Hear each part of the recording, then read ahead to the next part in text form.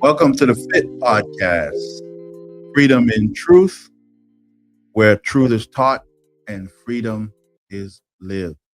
Thank you so much for joining us. It's the Attitudes of the Kingdom, Instructions for Kingdom Living. We are in part 17. So what that says is we have been with Jesus on the mountain, learning about his sermon for 17 weeks. Wow. And now we're finishing it up. We're in the last part in chapter 7. And we thank you for being with us, sticking and staying with us, and learning along with us as we talk about Jesus' time on the mountain. So he's getting ready to come down. But before he come down, he has a few more words to share with the people. And he have a few more words to share with you. So thank you so much. And who do I have with me? I have Pastor Carlos Wright. So we're going to give him. So let's give him another round of applause, please, for Pastor Carlos Wright. He's still here with us. And he's finishing the sermon along with us. And before Jesus come down off the mountain, we have a lot more to hear from him on what he has to say, because God is really using him to display and declare the word of God. I can tell you, my life is touched by his life, his words, and because of where God has taken him and how God has taken him around the world and bring him to North Carolina to preach the gospel. And that's what he's doing. So we thank God for that. So what are we going to study? We're studying Matthew chapter 7, Brother Jared. We're in Matthew chapter 7, and it's going to be 21 to 23, and then we're going to finish up in Matthew 24 to 29. So, Brother Jared, what I'm going to do is I'm going to read Matthew 7 to 21 to 23. Okay. And then you read the other ones that we talked about and stuff like that, and we'll go from there. So we will read the scriptures, and then we're going to get into it. So here it goes. 7:21. Not everyone who says to me, Lord, Lord, shall enter the kingdom of heaven, but he who does the will of my Father in heaven.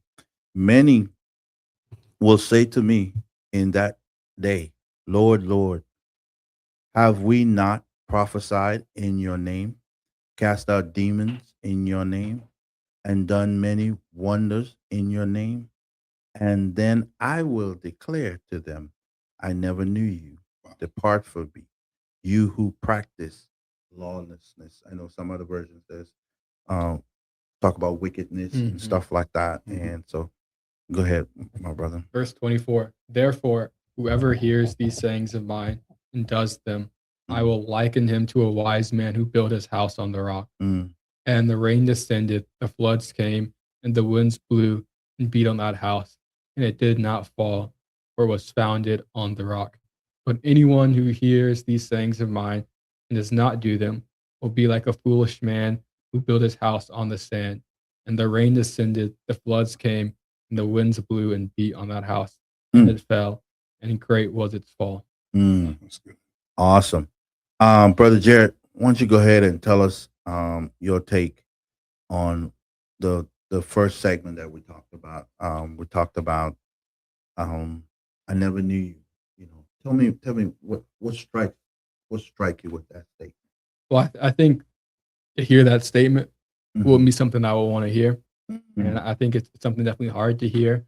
And Wow, it is something that hard to hear. Definitely, especially if you are putting in this effort. But I think I've said in the last few episodes, you just keep reading these scriptures, and you've seen what we talked about before. And if you're seeking God and praying to God, you don't have to worry about this. But it's so easy to start off on the right path and then maybe neglect some things. Yeah. But if you're in contact with God, he's going to make sure that he's telling you what he wants you to do. Yeah. And afterwards, it's up to you to do it. But not everyone who professes God outwardly has that inwardly nature, that inwardly godly nature.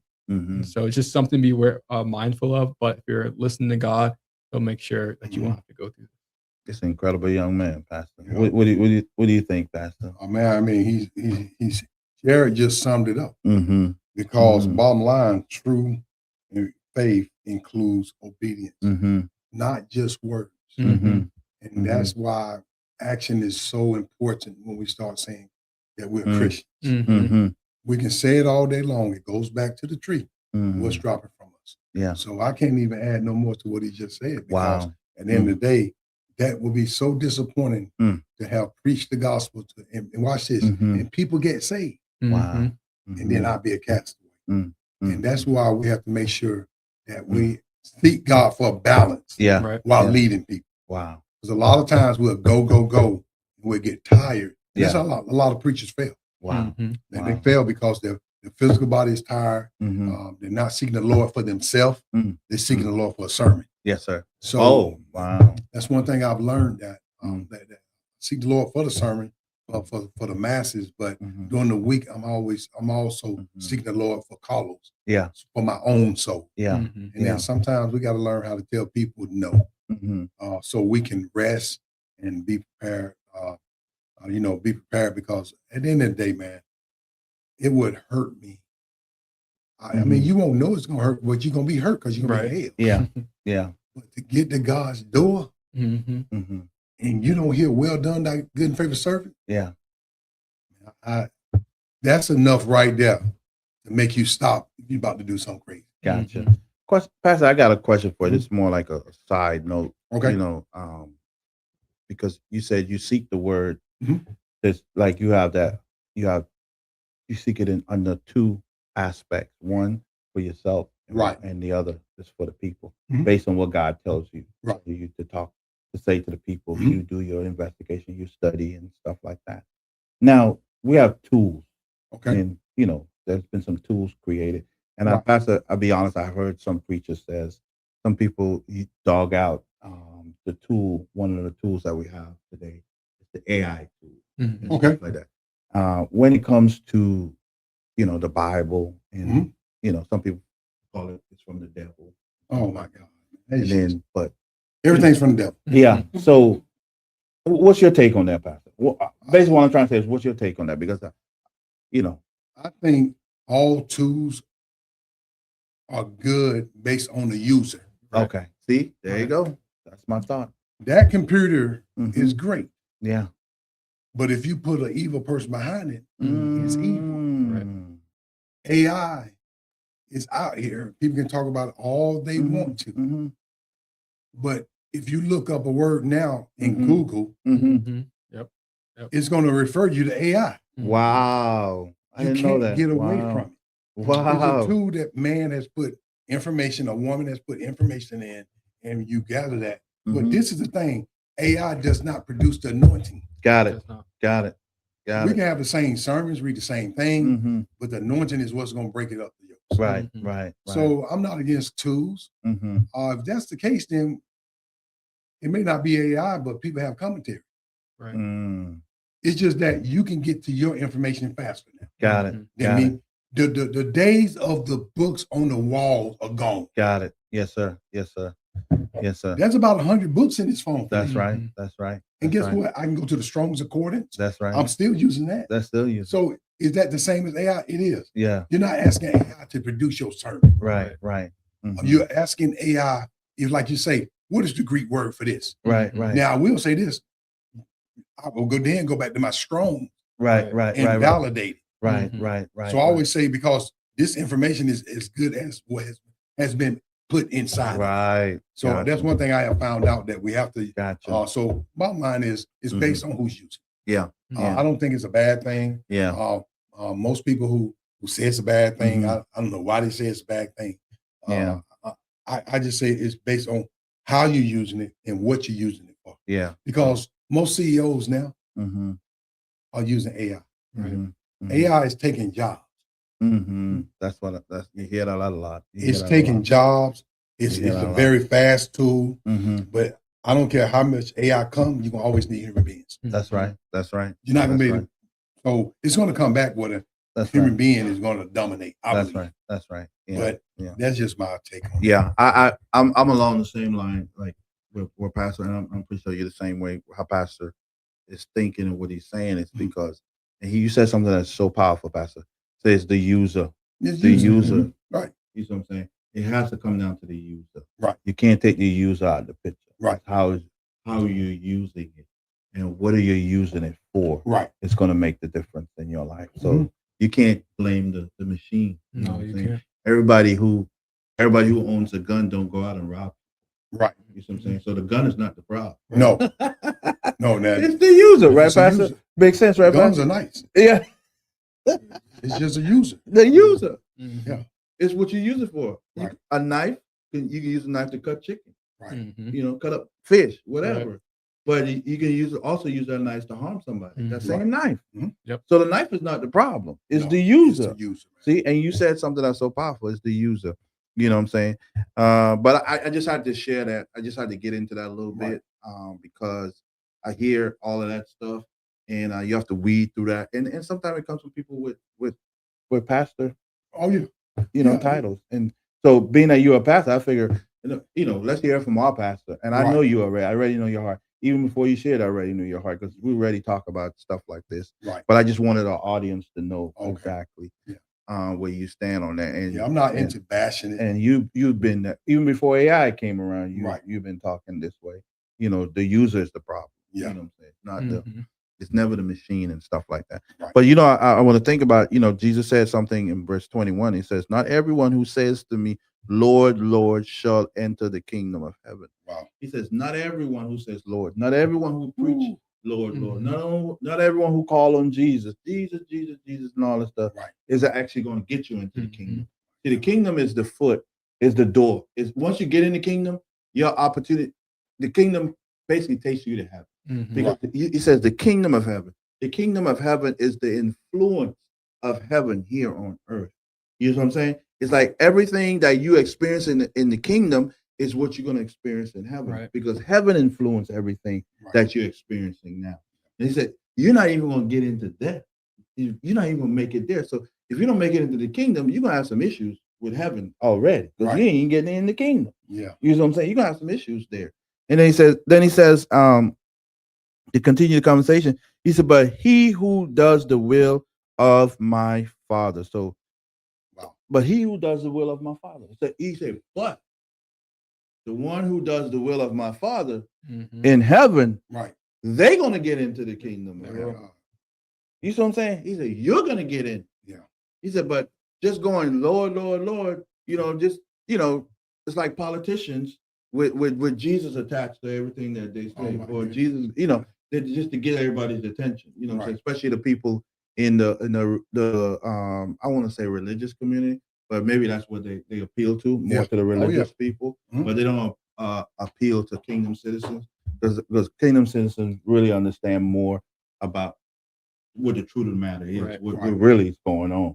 But religious pastors, you always talk about, they appeal to their emotions, right? And stuff like that. What do you think? And that's why we have to pursue genuine intimacy with God instead of just church. Right. We think just going to church is that's it. God. Wow. Okay, you went 7 days a week. Wow. You still don't get it. You know why? Because we're doing what the law says.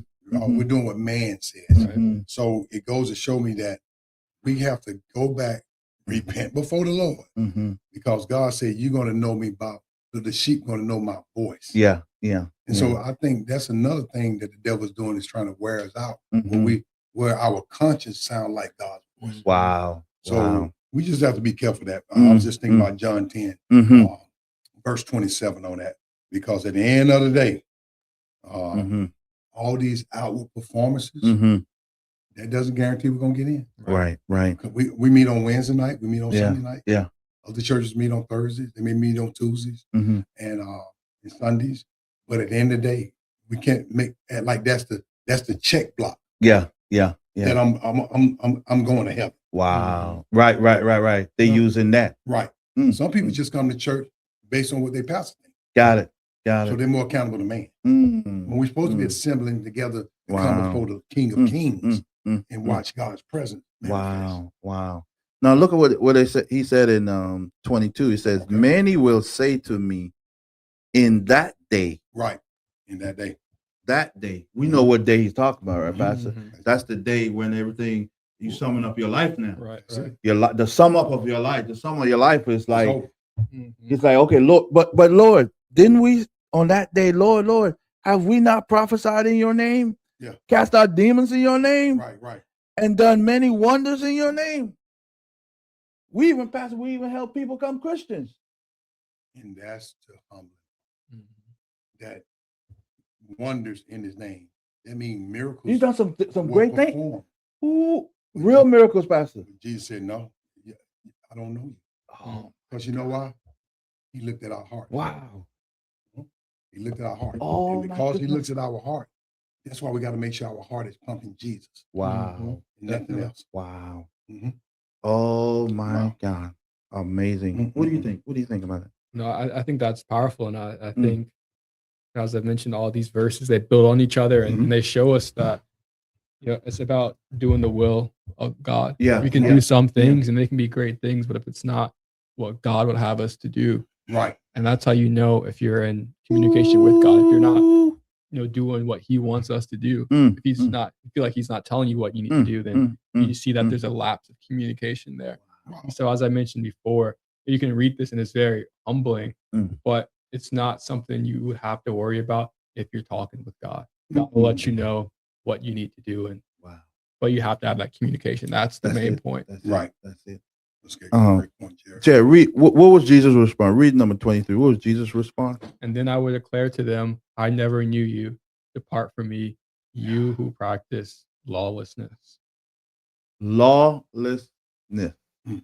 No adhere to the law. Right. No Mhm. no convictions when it comes to what's right. You did what you want to do. Yep. Did what you want to That's do, it. but you still get out in front of the masses Right. and you put on a show. Right. Mhm. Yep. Would you agree, Pastor? Put on a show. It's a show. But behind closed doors, Pastor, we talk about this. You're beating up on your wife. Right. You're cheating on your wife, or you're Right. doing this, or the wife doing whatever. Right. But there's no adhere to law to the law. Right. Lawlessness. People who have a lawless mentality It's dangerous. in society, they do dangerous things, and then what the law enforcement wants to do, get their hands on them to get them out of the community, Right. and put them somewhere else, because they're destroying people's lives. Right. But the dangerous part, we expect that in the world, but not the church. Wow. Practice lawlessness. When a person comes to church, they are coming and they're letting down their guards. Mm. And then if I do something like that, I have not just disappointed them. Wow. I have nailed Jesus Christ back to the cross. Mm. Because I took the only perfect book in our life and I used it. I tried to use it to manipulate people. Wow. Mhm. Wow. And these are the wolves that are dressed the same way we are. Yeah. But behind closed doors, like you said, we get back to the families and so forth. Wow. They know the real truth. Wow. It's good, man. Oh my goodness. This is real good. Powerful. Wow. That is powerful. He said, away from me. He said, I never knew you. Depart. Yeah. Mhm. And it's like you're telling your son or daughter coming home. Mhm. This is when you sum up everything. That means you spend 30, 40, 50, 60, 70 years doing lawlessness. Wow. But you attach Jesus. And that's Jesus. the Thank you, Lord. dangerous. Praise the Lord. Hallelujah. Right. And God saying, look at you. Mhm. He's saying, look at you. I don't even hear you. And that is, and it's sad. And I go back to say what I'm saying. That's why the Bible say you have to know those who you labor amongst. Mhm. Wow.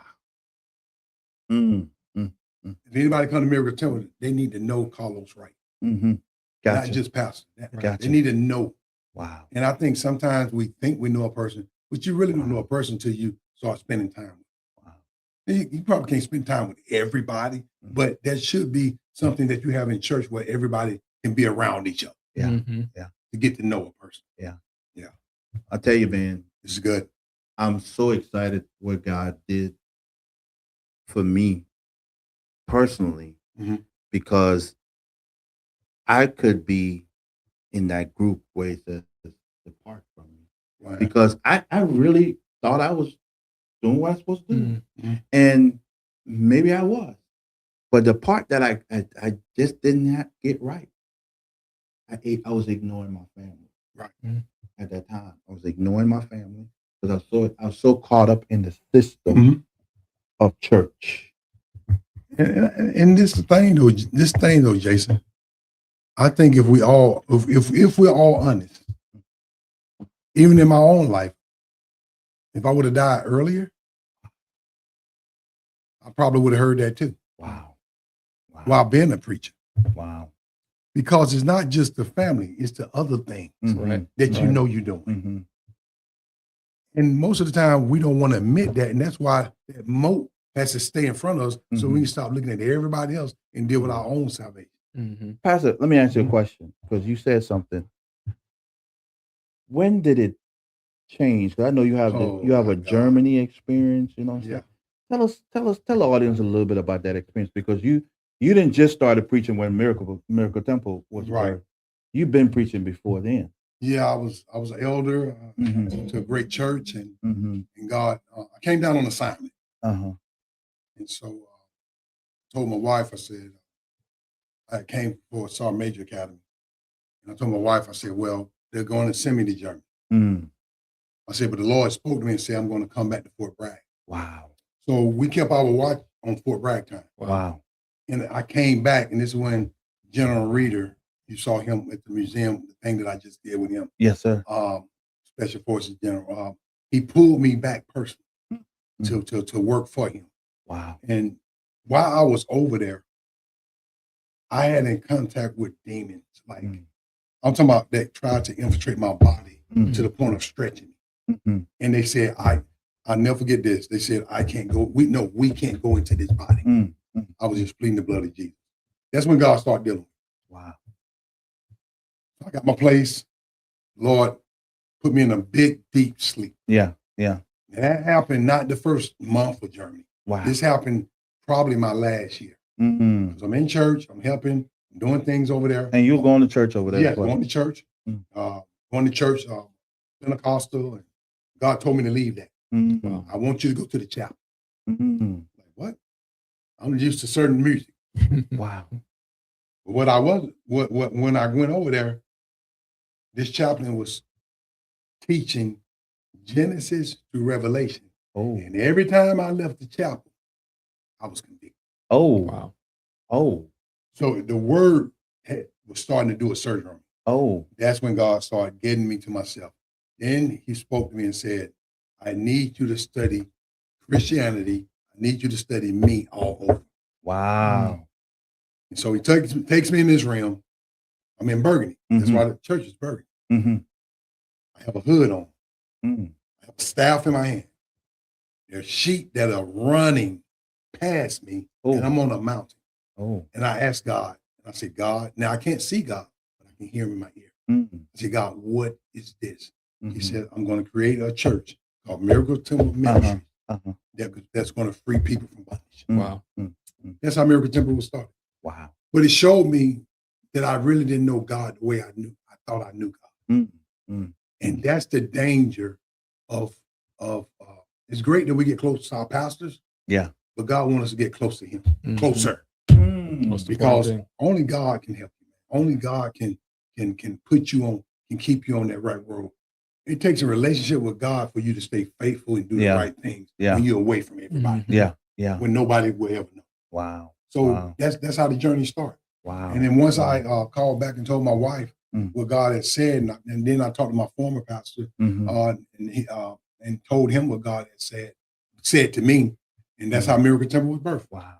And we've been going now for 13 years. Now, Pastor, I see your passion for people, how you love people, how you're so passionate about seeing people's lives, seeing people free up their lives, and stuff like that. And I remember you talking to you because I've known you for a long time now, and talking to you, and you share about the before pastor, the before, Elder Wright, Elder Carlos Wright, and then now it's Pastor Wright. Right. And you say there's a big difference. There's a big difference. There's a big difference in that. That difference is that I got closer to God. That difference is I was preaching, but not adhering to the word of God while preaching totally. There was a reserved part of me that was still locked in. So you have to understand something. If I don't know anything else, I know that I'm a freedom fighter. Gotcha. And Special Forces supporting them, they say depresso liber. We free the oppressed. Wow. So all I know, and this is why I don't like people talking down.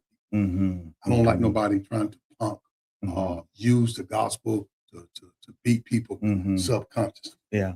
Because at the end of the day, we're called to protect them. Yeah. So my bloodline that God put in me from before I was in my mother's womb was to take up for those who can't take up for themselves. Gotcha. And so I'm not part of a lot of cliques because of that. Yeah. Because I'm not trying, again, I'm not trying to not, I got to hear well done, now good faithful servant. Yeah. But I got to do what God has called me to do. Gotcha. And it's not to be involved in cliques or trying to get this platform or anything like that. It's to protect the sheep. Yeah. Until we leave out.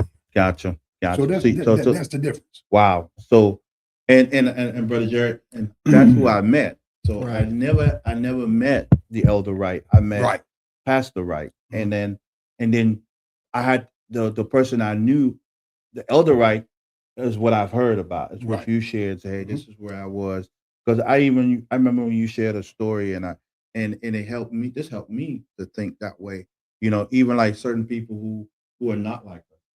Right. And, you know, in today's society, you got people with alternative lifestyle. Oh yeah, all these different things. And I remember you said they used to man. Because they were alternative. Tell us a little bit about that, Pastor. I don't want to put words in your mouth. No. I'm just at a point in my life that I basically had hate in my life. Where if you had an alternative lifestyle, I didn't want you to wait on me. I'll never forget that, man, because at the end of the day, the Lord took me to myself and said, I died for them too. You know, it's easy to go take homosexual, lesbians. You try to beat up on them, but man, they got souls, man. And I believe, and you don't condone the lifestyle. Right. At the end of the day, what I found out now is that I can look, my brother was in that lifestyle. Yes, sir. Guess what? I was at a point that I denied it. Wow. But then before he died, I was the only one that went to him and offered, and we won him over to Christ. Wow. Won him to the Lord. He died and went to heaven. But you were Pastor Carlos. But I was Pastor Carlos right then. Elder didn't after the Germany experience. After the Germany experience. And during the elder experience, you didn't really talk to him. No, not at all. I didn't talk to him. We avoided each other. And God showed me, man, it's almost like God was ashamed of me, how I was ashamed of him. Wow. And when you find out that God is ashamed of you, let me tell you something, man. I don't care if a transgender come in. I don't care. Because this is the thing. There's a lot of adulterers in the pulpit. There's a lot of babies out of wedlock in the pulpit. But yet you want to jump on this community. Now, my thing is this. Offer them salvation. You know, and because we're going to have to deal with this. At the end of the day, we're going to have to deal with everybody who we have judged to the point of running them out of the church. Yeah. I'm not saying condone again. Right. What I am saying is I got the power of God in me. Yeah. That if I keep loving you, Jerry, and you in whatever lifestyle, you're gonna eventually conviction gonna come out.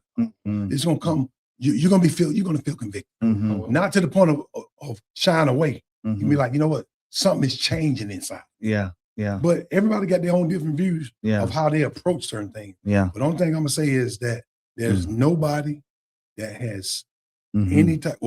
If Christ has died for everybody, I don't care.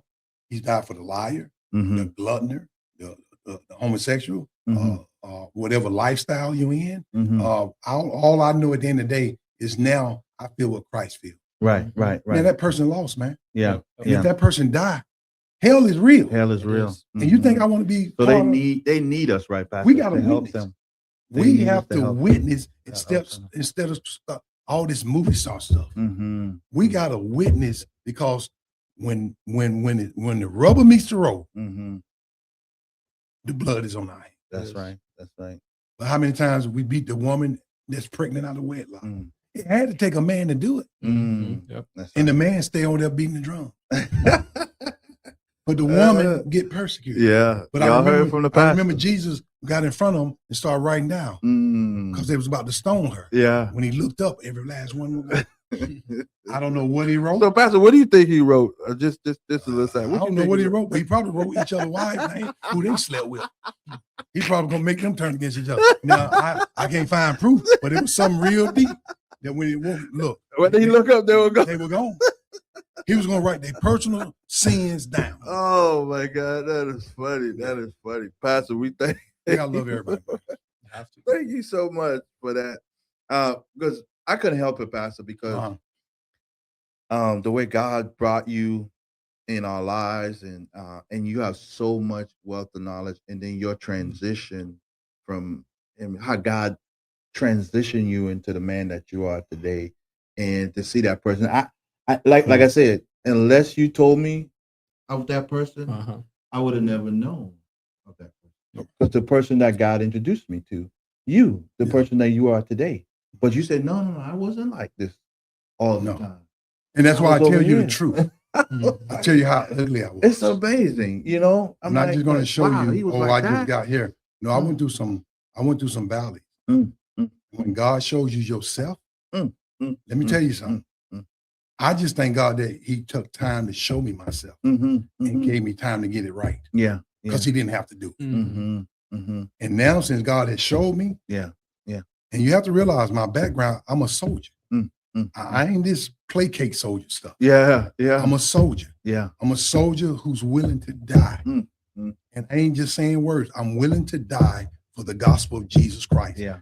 To win souls. I believe that. Because that's what it's all about, souls at the end of the day, man. Yeah. I don't care if they white, black, or whatever. Nobody deserves to get picked on. Sometimes I wish they had like a UFC boxing match with pastors. You know, just all these bad pastors that want just put them all in the ring. Yeah. And then we're gonna see all this talking stop. Because at the end of the day, man, we gotta stop picking on. Stop picking on. Now we do rebuke, I understand all that. We rebuke, we do all these great things. But at the end of the day, we call sin. And we call sin. We do it here. Other churches do it, other pastors do it. We're not saying stop calling sin. Right. What we're saying though, once we cry out and spare not, what do we have to help people? Wow. I'm sorry, I went on so about it's okay, Pastor. We could be. I mean, I'm telling you, man, this is some good stuff. We're gonna talk about the building on the rock. Okay. We're gonna talk about that briefly, and then we're gonna close. But I'm gonna pull Elder Jared in here. Okay. And ask him about Elder Jared. Jesus made it clear. You got two groups of people. You got the wise builders, and then you got the foolish builders. The wise man and the foolish man. So what comes when you look at your life, and when you look at where you're going and what you're doing, the plans that God has set you on in your life. You did all these things, and now you're getting ready to become a lawyer. Oh man, and all this stuff. Great one at that. What when you look at this, how do you weigh it out? How you make sense of it in your life? Well, I think what I really get from these verses, it talks about how both people worked hard, they both labored, they both built. Wow, they both right, but if the foundation that one built was different. So when these floods and rains came, the one that built on the rock, which is Jesus, was able to withstand it. And that's how I want to look at my life. I want to look at things in my life about, working hard, of course, is important. But that foundation that I have, I want to establish is that with Jesus Christ at the center. And I think when you have him at the center, when things come, when they eventually will come, when they do come, you were able to withstand it. But I think at the exact moment, something may not come, but later on, something will come in. And I think another thing that, the viewers can get from this are, listen to people who produce good fruits and to the wisdom that they have. Because, Jesus here, he's talking about, this will happen. So you should, build on solid foundation. Yeah. Right. And oftentimes people who are older than us will say things Yeah. and they'll try to give us this wisdom and we'll think, oh, Yeah. they don't know what they're talking about. That it was different back then. It was, Yeah. stuff like that. Yeah. And then later on in your life, you realize, man, they were right. Yeah. But what if you had taken that when they first told it to you? Yeah. Think about the difference that Right. could have been made. Mm. And so that's what I get from these scriptures. Yeah. That along with just hearing the word, but also doing it. Mm-hmm. Hearers and doers. Wow. Jared, I just remember something you said a while back about Wow. your mother with the umbrella. Yep. Yeah. Mm. I You see how remember. things come back? I Wow. can tell the story very briefly. Mhm. Yeah. I was going to actually your daughter's graduation. Okay. And Okay. so I remember that. And then I get there, and while I was driving there, the skies were clear, Yeah. not a raindrop in sight. Yeah. And I get there, it starts pouring down rain, and then there's these ushers outside, and they say, "Go all the way to the back." It was about half a mile almost.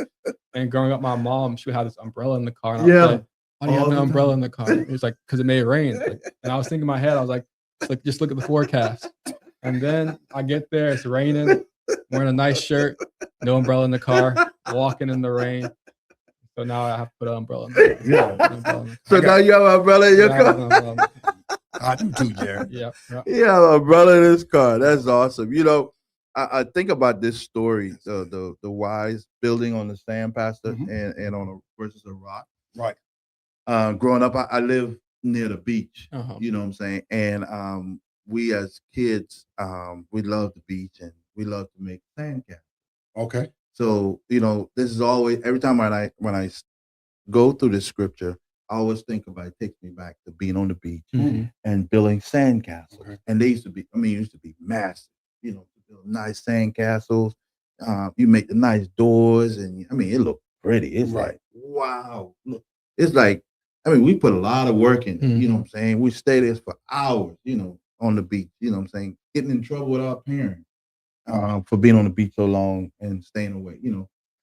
But away, tide rises. Mhm. Mhm. We leave, we're gone. We're built nice sandcastle, look so pretty, and we're just taking it all in, and we leave. And we come back, and it's just like it was never there. Yeah. Wow. Everything is flat, just like it was never there. You can't even find the spot where it was. Wow. And it shows me, always helped me, give me that visualization Right. of my life. I could spend all this That's time trying to build something, but not paying attention to the location in which I'm building, That's good. and the material in which I'm using to Right. build my life. Yeah. You see what I'm saying? Because all it's going to take is a storm. Right. In this case, it was just the wave. That's the storm. Wow.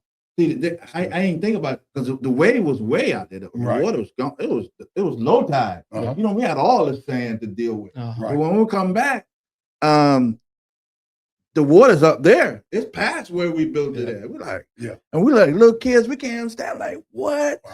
You know what I'm saying? It's all gone, washed away. That's powerful, man. Bottom line is Mm-hmm. that's why when God gives us something to do, God is very specific. Mm-hmm. Imagine if Noah would have got a different type of wood. Wow. Mhm. Wow. And I think sometimes we have to be careful that we don't try to shortchange or even save money. Mhm. When God tells us to do something, do it. Mm-hmm. That's like people try to grow the church. Mm-hmm. Well, God didn't call you to grow the church. Let God grow the church. Right. Yeah. There's no seminars to grow the church. Mhm. There's none. All that stuff right there is just wasting your time. Wasting your time. And guess what? You may even grow. Yeah. Yeah. But it's saying. Yeah. Yeah. Yeah. My thing is preach the word will get out to the streets. Mhm. And guess what? And when people see people's lives change in the church, Yeah. they're going to go run out telling Yeah. God did it. Yeah. And that's how, God grows the church. Mm-hmm. So I just wanted to mention that God, when he tells us to do something, Yeah. let's do exactly what he says do. Yeah. Because if we don't, it will be on sand. Wow. Okay, to close out, Pastor, we're gonna close out. Thank y'all so much for sticking and staying with us. Oh, this is good. We're gonna close out now. Jesus, he said what he had to say. He spent 3 chapters, 5, 6, and 7, Mhm. preaching to the multitude.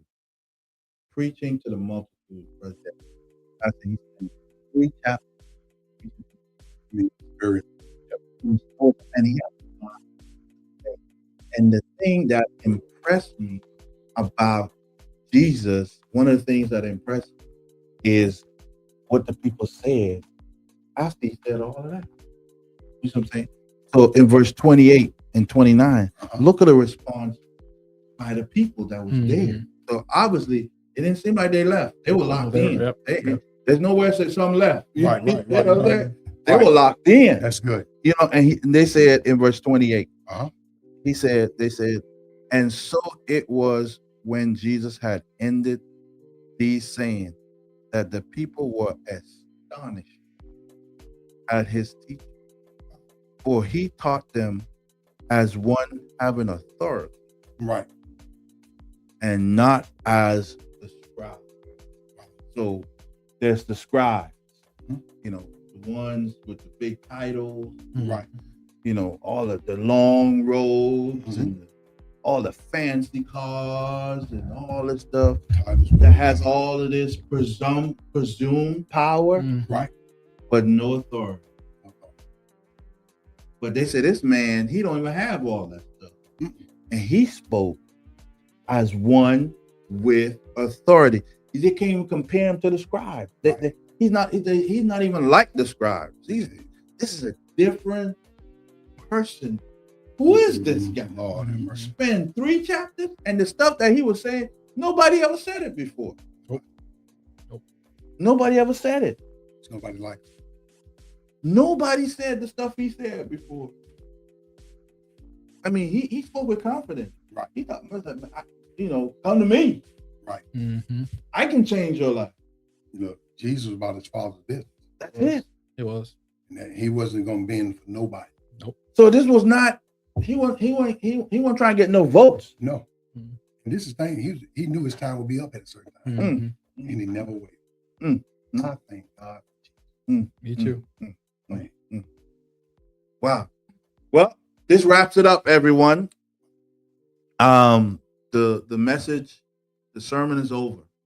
The sermon is over, and he's getting ready to come down off the mountain. So the next time you see us again is that we will be at the foot of the mountain. We'll be in the valley, so to speak, with Jesus, walking with him and coming in contact with all these different people and seeing all the different experiences throughout the book of Matthew. So you're going to see when he comes, what things it's going to be like once he get off the mountain and stuff, all the different things. So that's going to start next week. This close out. This was part 17, right? 17. Yes, and so next time you see us, we're going back to 1. Wow. We're going to start at 1. We're going to spend another amount of week into another segment in the book of Matthew so that we can learn more about Jesus. So we're coming off the mountain, y'all. We got a lot of meat and potatoes on the mountain. We're filled, and I mean, it was convicting. It was inspiring. Some make you cry, some make you shout, some make you dance, but it was all the truth. It was. And Pastor, again, thank you so much, sir. Thank you for spending these last couple of weeks with us and helping us dive in to chapter 7, because I was so excited to have you on, especially dealing with chapter 7. I was excited to come on here. Y'all asked me, I could invitation. Yeah, because some of your messages I've seen throughout the years, and even some recently has gone through chapter 7. You know, so you where some of the things came, some of your notes were in chapter 7, where you talk about judging and you know, and all that stuff. You know, so I was excited to see you were able to get into that even deeper, you know, stuff like that, and our audience can be able to see. And then we also got to learn more about you. The audience get to learn more about you. This man you see standing behind the pulpit, preaching that he is called by God. You know, tell you what, by God, I'm nothing. By Jesus, I'm nothing. Yeah. I just want to say we need to give God all. Yes, sir. Let's just give God our all. Yes, sir. Yes, sir. Because souls need to be saved. Yes, sir. And that's what God is telling me. It's all about souls. Yes, sir. It's not about popularity. Yes, sir. And another thing before I leave, you see, we had his wife, Dr. Wright, book on display. That was on purpose because we want to let you know. You see, who he's married to, how God is blessed That's the better half. his life, her life, and how both of them, you see the different journey that they took, but yet God brought them together and to create an incredible ministry, incredible marriage. I have an incredible daughter. And then, so Dr. Wright is right there. We had her on here with us also for the last 3 weeks. So don't forget to go ahead and order your book. So I promise you won't be disappointed. You'll be encouraged. So don't forget to order her book. Okay. So that's it. And we'll see you next week. And like I said, we'll be in chapter 8. We'll be in the valley at the foot of the mountains. We'll be traveling with Jesus over the 300-mile radius, and we're going to learn some things about him. So we'll see you next week. Like I always said, welcome to the Fit Podcast, freedom and truth, where truth is taught and freedom is lived. I'll see you next week.